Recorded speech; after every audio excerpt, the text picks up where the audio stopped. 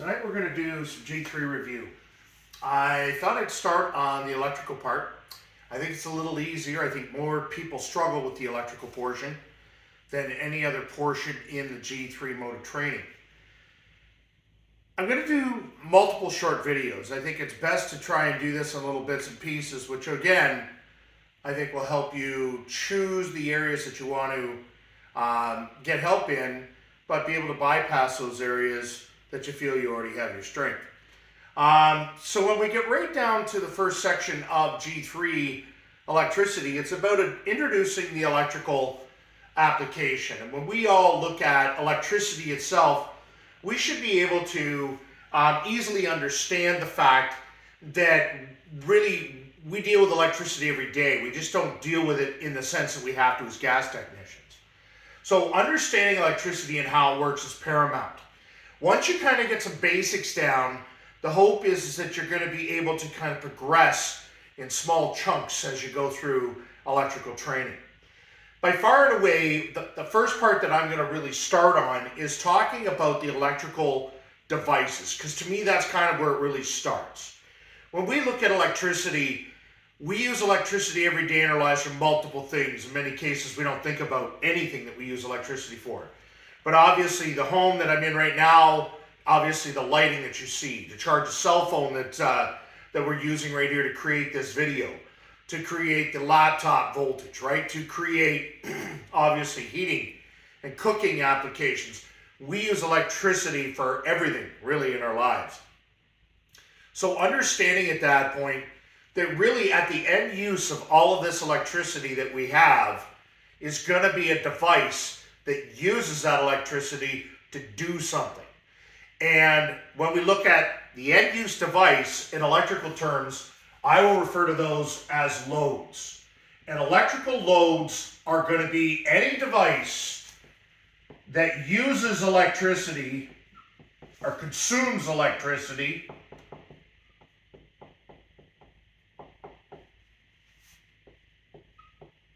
to perform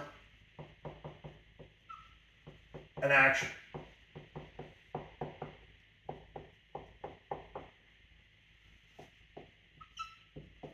Or perform work.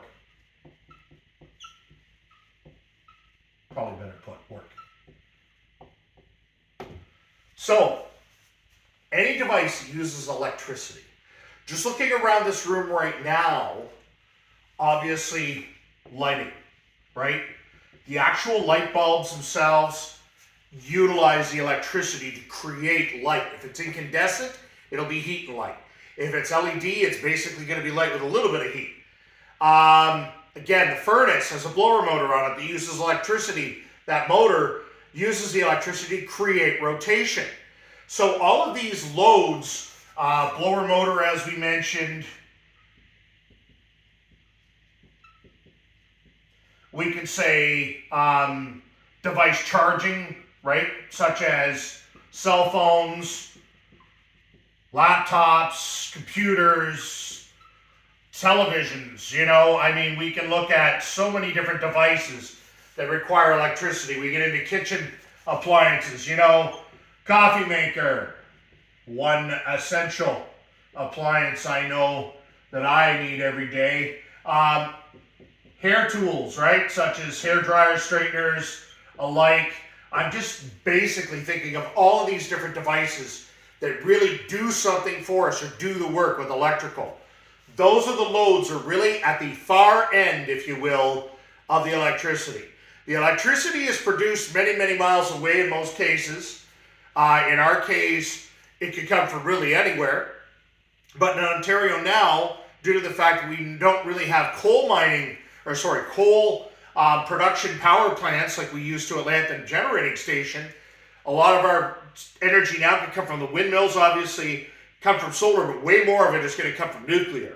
So Bruce Nuclear, Darlington Nuclear, Pickering Nuclear are three big nuclear plants that we have here in Ontario whose capacity is going to be increasing in the upcoming years due to the fact that we're going to have a lot more loads around our home in the upcoming years. And the prime examples that I use all the time are we're switching now from a lot of fossil fuel pieces of equipment such as a natural gas or propane furnace to a heat pump, which consumes electricity.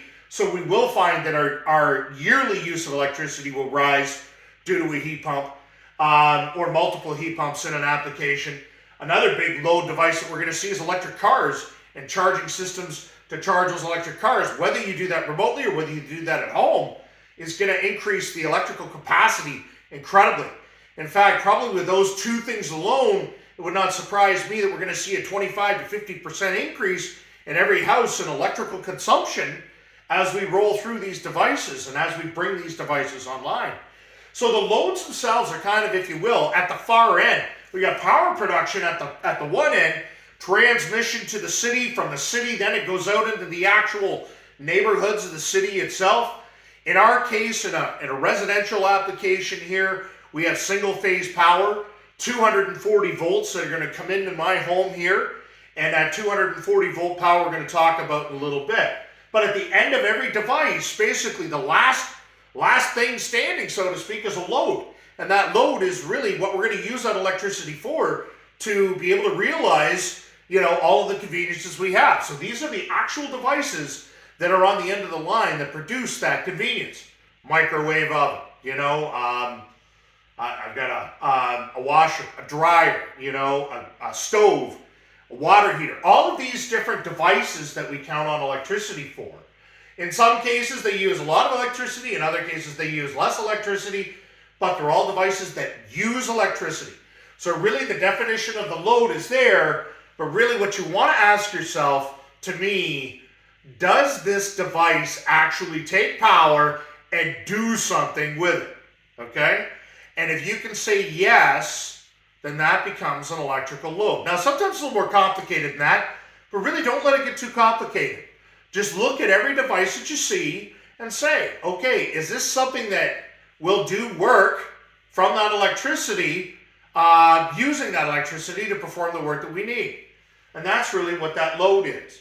So that's going to be the end use device, and it is definitely something that we need to understand, because the way that electricity works, unlike other forms of power or energy, or even, I'm going to make comparisons to water. Water we can basically let pour down a sink without any ill effects. Electricity has to do work. If electricity is left without performing work at the end of that process, electricity doesn't like that and gets a little violent. And we have what we call short circuits at that point. So what we need to do is we need to make sure there's some device hooked up to the end of that electrical device that consumes the electricity and converts that energy from electrical energy into something, heat, light, rotation, all of those things that we pictured as far as loads are concerned in the previous portion here. The next thing, right back from loads, if you will, is going to be the next piece which I define, which is really called a switch. And of course, a switch in its truest form, and again, a lot of these, you can sit down and always find exceptions to these rules. But learning electricity, to me, I'm trying to keep it as simple as I possibly can for you. I want to break it down. We'll get into the harder stuff as we go on. In fact, some of the stuff that's really hard, I won't get into. Because I've been doing this job close to 30 years now, and I'll tell you, well, actually over 30 years, I'll tell you from a personal standpoint as an HVAC tech, and I'm not saying I'm the best HVAC tech out there, but I think I can hold my own with pretty well anybody. For the most part, there are certain things that I really haven't had to worry about from the theory side.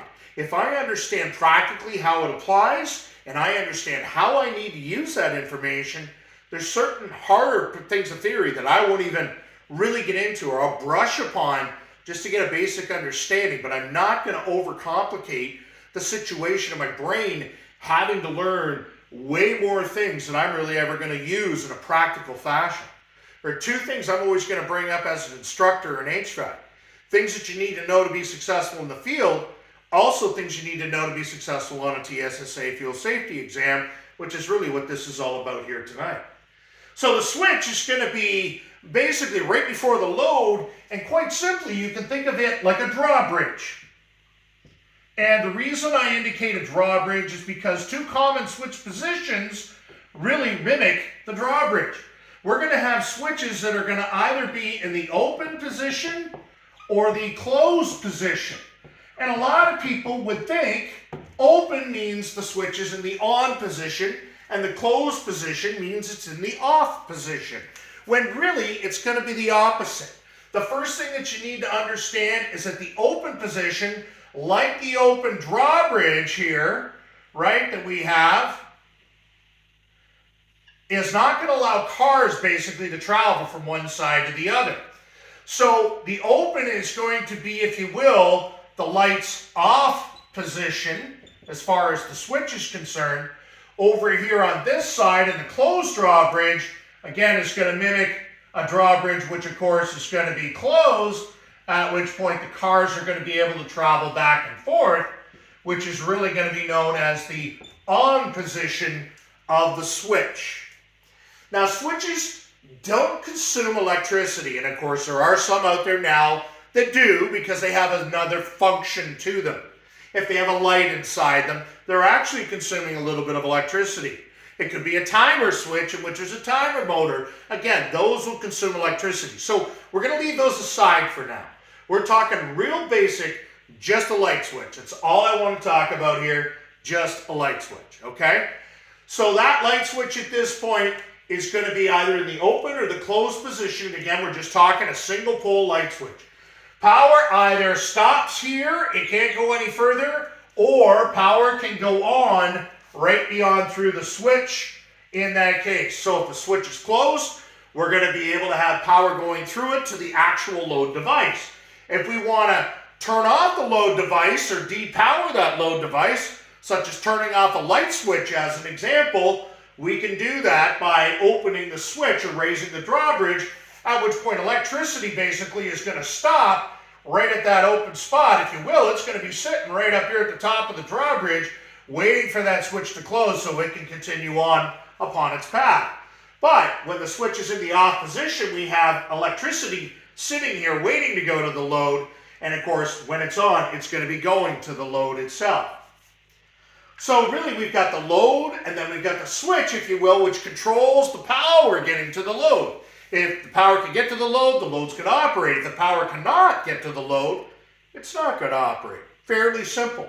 There are many different types of switches which we're going to do in electrical terms and in the HVAC industry. When you think of all the types of switches that we have, the simplest one I always find is the light switch, because really, at this point, the light switch, and I'm just putting one on and off here, is controlled by our finger.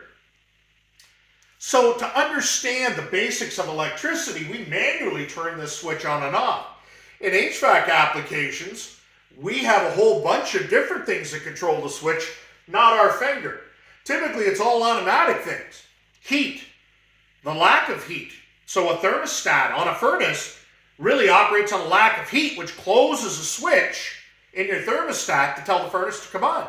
When it gets hot enough in the house, or we have enough heat, it's going to open that switch, which is going to shut off your furnace. That same thermostat also has the capability of realizing it's too warm in the summertime, and when it gets hot, it's going to close a set of contacts or close the switch, which is going to bring on your central air conditioner.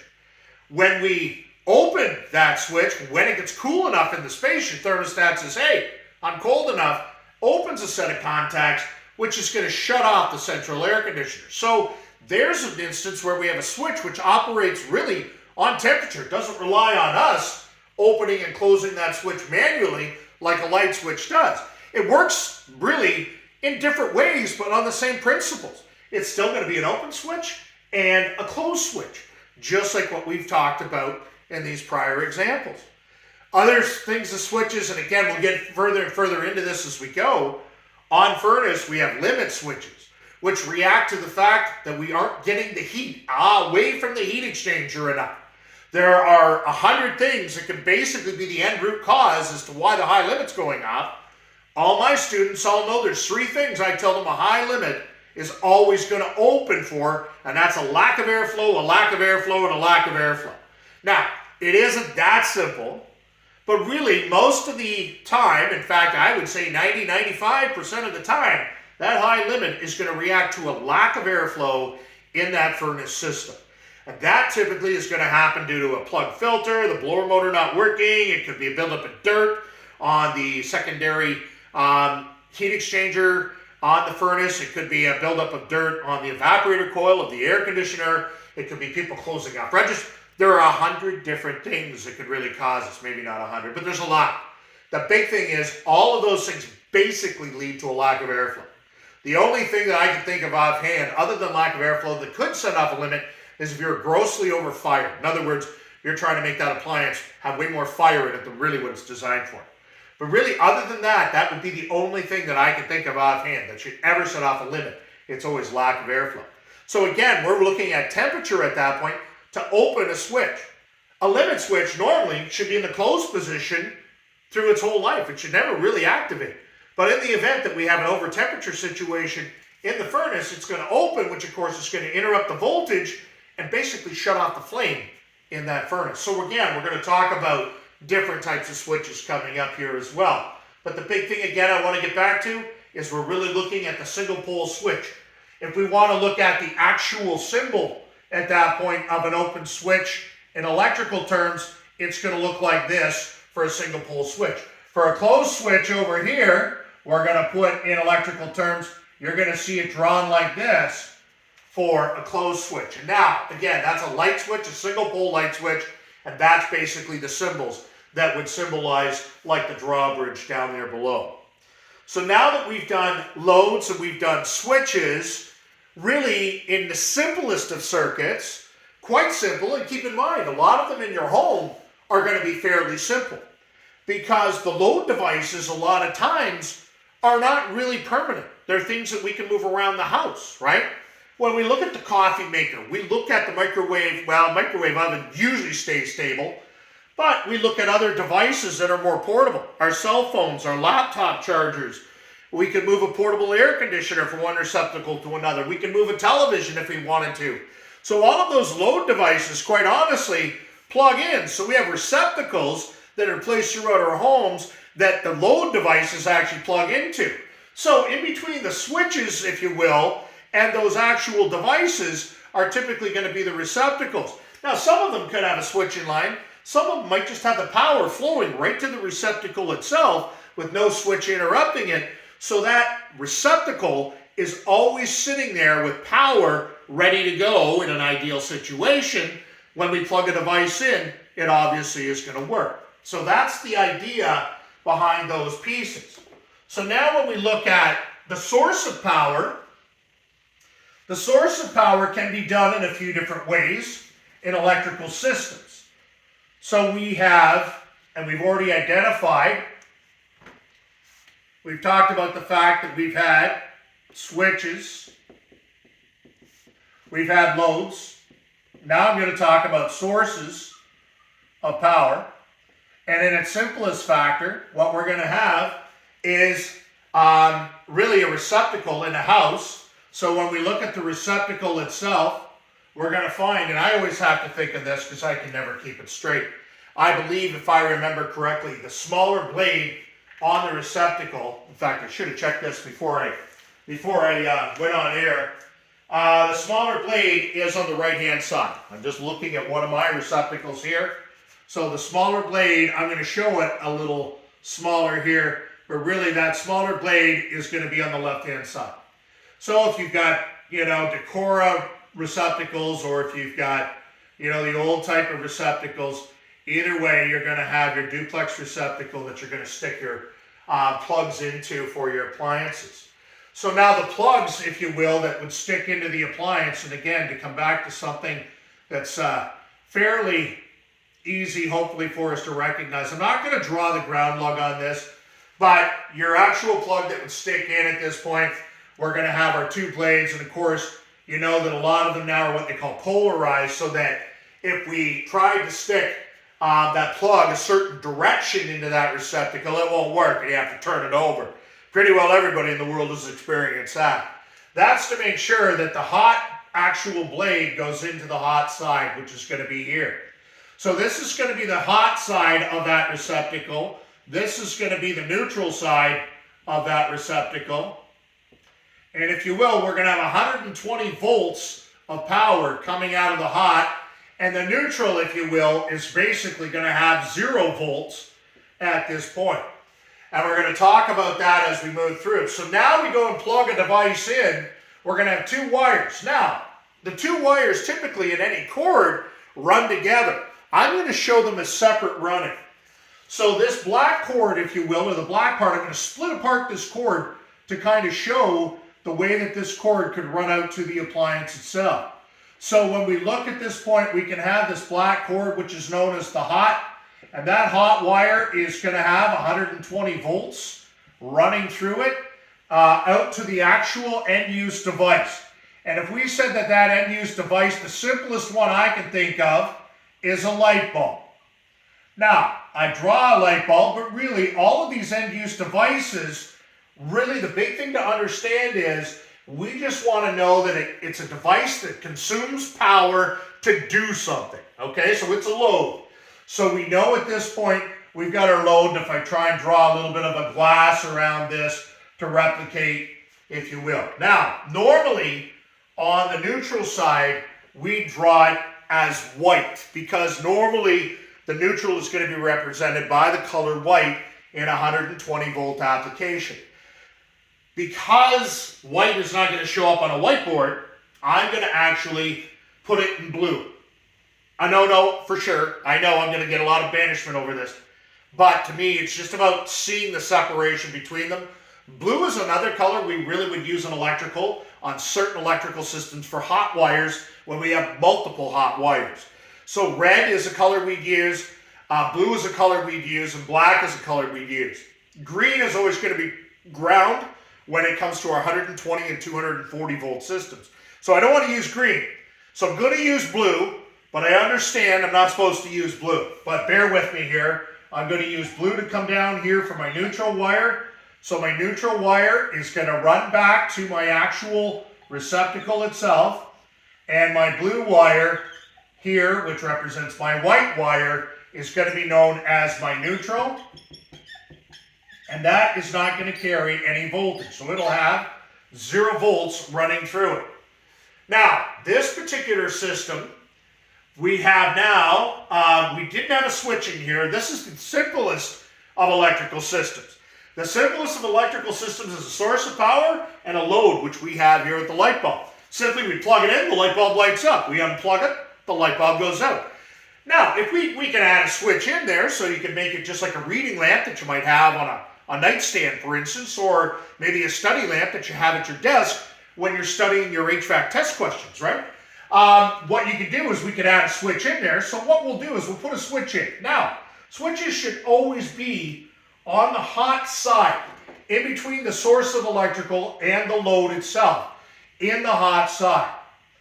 It's not to say you won't ever see a switch in the neutral side, but really for everything we're doing, we should always see it in the hot side. So again, we're going to have that switch, and I'm going to show it in the closed position right now, meaning that if this system, if we went ahead and plugged this in, so we go ahead and we're going to plug this thing in. So when we look at our actual cord itself coming down, again, not the world's best artist, but hopefully you'll be able to get the picture here. What we're going to have is we're going to have our hot wire running out here, and we're going to have our neutral wire, of course, coming out of this side and heading across to here when we plug that thing in, right? So when we plug that thing in now, we're going to have 120 volts going through the actual wire itself. So when we look at voltage, voltage is going to be pressure. Think of voltage as pressure. The amount of force pushing on the electricity to push it through the wire itself is going to be known as voltage. If we were looking at a water system, that would be the same as PSI. How much pressure you have pushing the water through a hose or through a pipe would be measured in PSI. In electrical, we call it voltage. It's the same type of measurement. We're measuring electrical pressure through the wiring and through the electrical system, and I'm telling you here we have 120 volts of pressure as it goes through that wire. So that 120 volts is going to be one of the forms of measurement that we're going to have. And in most cases, in electrical terms, almost all of our electrical loads that we're going to use residentially need 120 volts of pressure. They're designed to work with 120 volts of pressure. So all of your residential lighting, your microwave oven, your coffee maker, your hair dryer, all of these devices are made to consume 120 volts. Now, if you go across to Europe, many countries, 120 volts isn't even present. They don't even use 120 volts, they use 240. So in that case, you'll hear it described as 220, but truly it's 240 volts.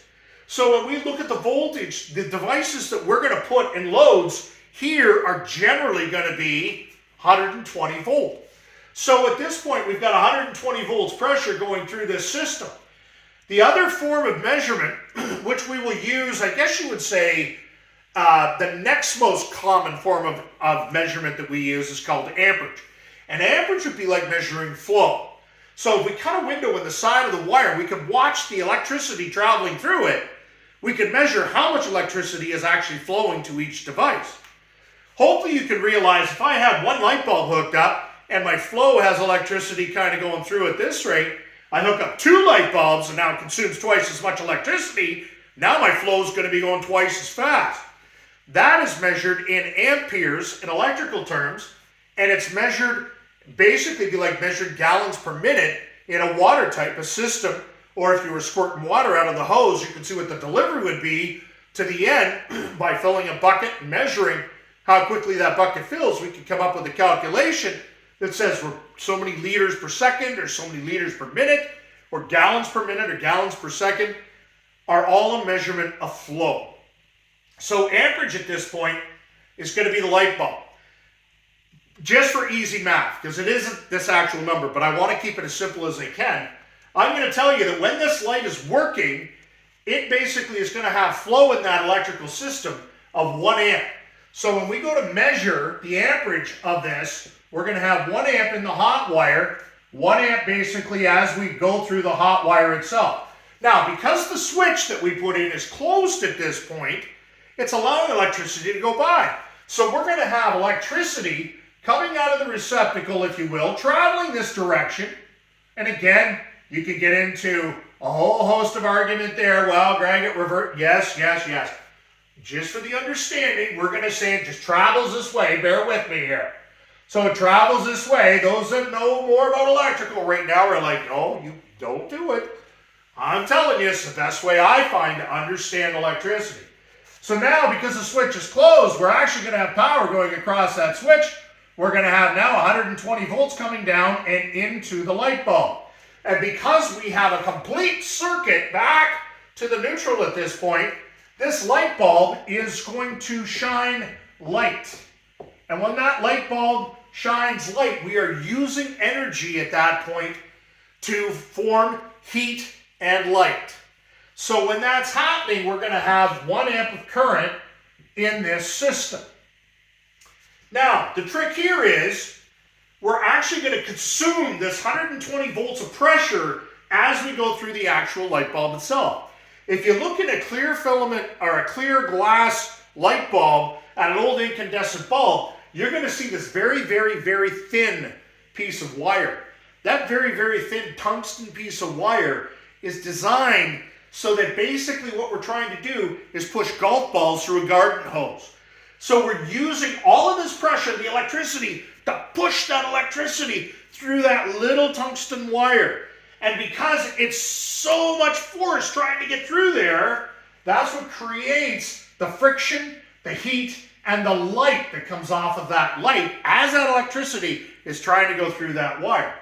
Now, if we could magically take a voltage reading, if you will, and again, I don't know exactly what these readings are, but again, in my imagination, this is the way I do it. If I were to measure it, what I'd actually start to see is this 120 volts would start to be consumed over here in the light bulb. So if you will, if I looked here, I might be down to 110 volts. If I look here, I'm going to be at 60 volts. If I look here, I'm going to be at 30 volts. You get the point. Eventually, when I get to this point, basically, I'm going to be back to 0 volts. So I'm going to consume all of the 120 volts that I had in that system with that light bulb. That's the way it's designed. It's the way it has to happen. So that one light bulb is going to consume all 120 volts, and that's the way it's basically designed to use electricity. Now, the crazy part of it is, now we consumed all of the voltage at that point, but we're still going to have the same flow, and it has to continue on through the neutral wire. So we're still going to have 1 amp of power as we go through the neutral, even though we've got 0 volts now, and as we come back here, we're still going to have 0 volts and 1 amp of power going back into my neutral at my receptacle. This is known as a series circuit, and the reason for a series circuit, or why we call it a series circuit, is there's only one path for current to flow. All of the electricity in this circuit has to follow that same path. If all of a sudden we open a path, we break a wire in there, everything stops. There's no other way for electricity to light up this bulb because it had to take that entire path all the way around. That's why it's known as a series circuit. Let me just make sure my phone is still going. I'm hoping it is. Yes, it is. Good. All right. Nothing worse than wasting a really good half hour and finding out that your phone quit 3 minutes in. So I'm pleased that it's still going. So there's a series circuit. Okay? So the next one that we're going to look at is going to be a little different. So I'm going to wipe out some of this here. The great thing about video too, if you're kind of struggling a little bit with some of the concepts here, you can go backwards on a video, back to the spot, hopefully where, I hopefully didn't lose you or where I lost you, and review, which hopefully will help you. Okay, so we're still going to look at this. If we said in a parallel system, now we talked about series. So typically if we only have one load hooked to it, a series works fine. But if we have multiple loads hooked to it, series really doesn't work well. Let me give you an example. Let's just say that we have power coming across here, and now I'm going to have light number 1. Okay? And now I'm going to have light number 2. And again, we're putting these in series with each other. So because they're in series now, what happens is that those 2 bulbs are both designed, we said, for 120 volts. But now what happens, an Enigma in series is, we're going to have 120 volts going out to the first bulb, but because we have 2 loads in series with each other, if they're equal wattage bulbs, we're going to keep it as simple as we can, so we're going to say that we have a 100 watt bulb and we have a 100 watt bulb. What's going to happen here is we're going to have 120 volts, and if we had 2 amps, because now we have 2 bulbs, so if we said it was 2 amps of current flow here, what you're going to see is you got 120 volts. If we were to look here to see what our voltage is, we would consume half of that voltage. So in other words, instead of consuming 120 volts, which that light bulb did in the last example, now we're only giving it 60 volts. The second 60 volts will be consumed by the second light bulb, so effectively coming out of here, we're still going to have our 0 volts left. We're still going to have 2 amps here because we're going to continue that. So we'll have 120 volts here and 2 amps going up and through the system. As it comes through the first one, we're going to be down to 60 volts. As it comes through the second light, we'll finally drop down to 0 volts, 2 amps, and of course we'll have 0 volts and 2 amps coming back in our neutral into our system. Couple reasons we don't like to do this, and really doesn't make sense, because again, these bulbs are designed for 120 volts. So the first thing that you'll notice if you hook it up like this in series, both of these bulbs are going to be half as bright as they would be with 120 volts. In some cases, you might not even see light. It could be so dim by the time that voltage goes through it. So we don't do that. The other problem that we have, if we have a break in the system, everything stops. So if we have a break, let's say in bulb number 2 here in the filament, nothing is going to work because again, we only have one path for current to flow. And if we interrupt that path, it's like throwing a log across the highway and you have no way of getting off the highway. You got to wait until the log obviously is pulled off the highway or the car accident, whatever the case may be, in order to carry on. It's the same thing in a series circuit. So series circuits, we commonly won't use with loads attached to them. There is only one HVAC application that I can tell you where we normally see that, and that's hot surface igniters in gas cook stoves. In the oven, typically works with 2 loads in series. But I'm not saying that that's the only one, but that's a common one where we'll see 2 loads in series. Very, very, very rare. almost always when you see loads, the loads are always going to be in parallel, which ensures that we're going to have 120 volts going to each load, which is the next thing which I'm going to talk to you about.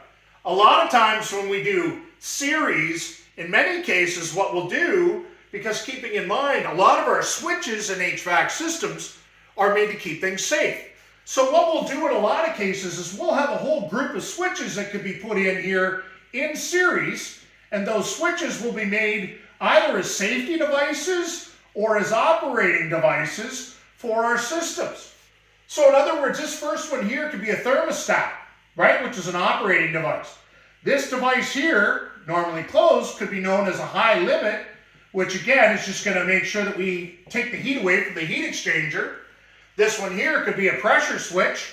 We're going to basically show that one, which again is going to monitor the venting system or the heat exchanger. I mean, there are a lot of different things we use pressure switches for. But really, in that case, the thermostat, when it closes, we want it to operate. When it opens, we want it basically to shut the power off. And of course, we'd have the loads all hooked up here. High-limit switches are normally closed. They're only going to open in the event of a dangerous situation to shut off the equipment.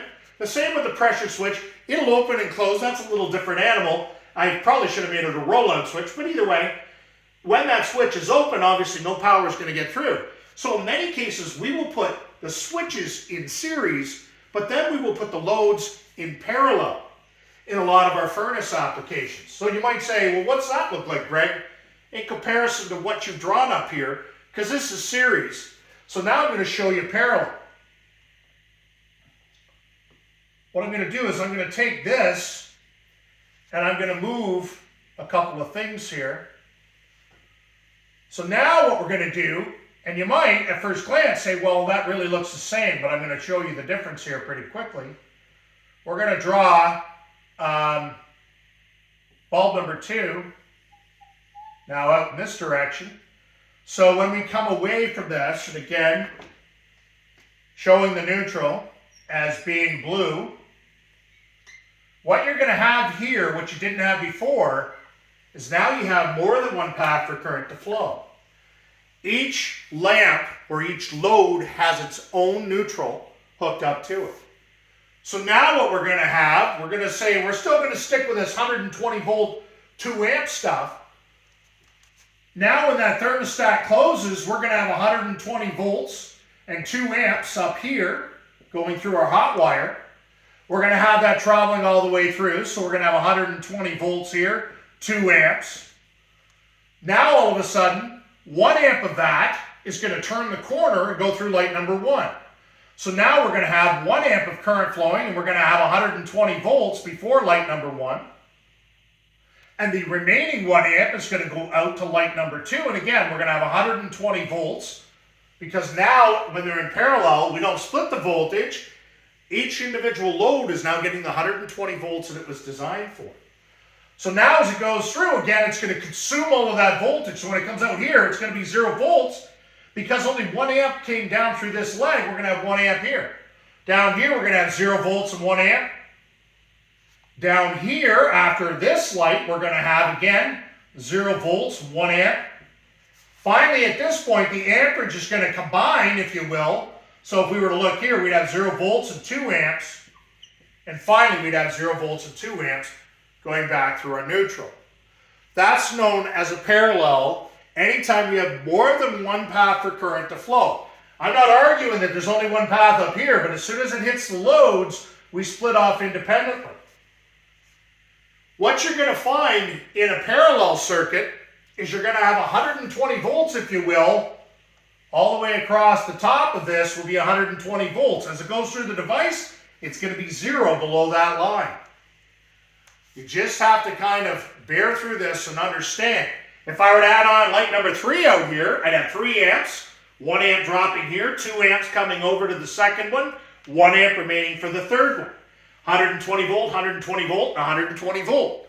On the bottom side of that, I'd add 0 volt, 1 amp in this leg, 0 volt, 1 amp in this leg, 0 volt, 1 amp in the third leg, and again, combining back up, I'd have 2 amps here because I'd have the first and the second, and then this one combines in, I'd actually have 3 amps, 0 volts heading back to my neutral. So if I kept adding loads, now I'm keeping it simple, I'm calling these light bulbs the same. We can change those load devices, and each load device will dictate how much amperage flows through that particular part of the circuit. So if I have a light bulb here that draws an amp, now maybe I've got a toaster, right? A toaster in the kitchen for doing my toast maybe draws 12 amps, okay? It's going to be a much higher use device. So I have 1 amp here, I have 12 amps here. Again, I'm going to have 13 amps. 1 amp's going to go down through the light. The remaining 12 will come down through the toaster. As they come down through, I'm going to use all 120 volts in the toaster. I'm going to use all 120 volts in the light bulb. I'll have 1 amp coming through here. I'll have 12 amps coming through here. They combine back up for 13 amps, which go back out in the neutral. So again, that load is really going to dictate how much amperage is flowing around the system itself. When there's nothing flowing or no power being consumed, the voltage is sitting at this open switch. Keep in mind, because the switch is now open, we have 120 volts here, but we have 0 volts everywhere beyond.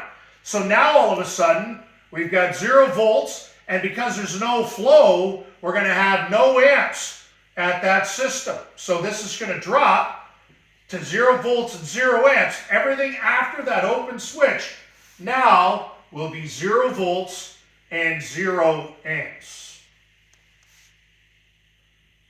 I just have to get all of my markings here, make sure. So we got 120 volts, but the second that switch opens, now we don't have flow, right? If we were to cut a window in the side of that wire and look to see if power is actually doing anything, it's going to be standing there waiting to go do something.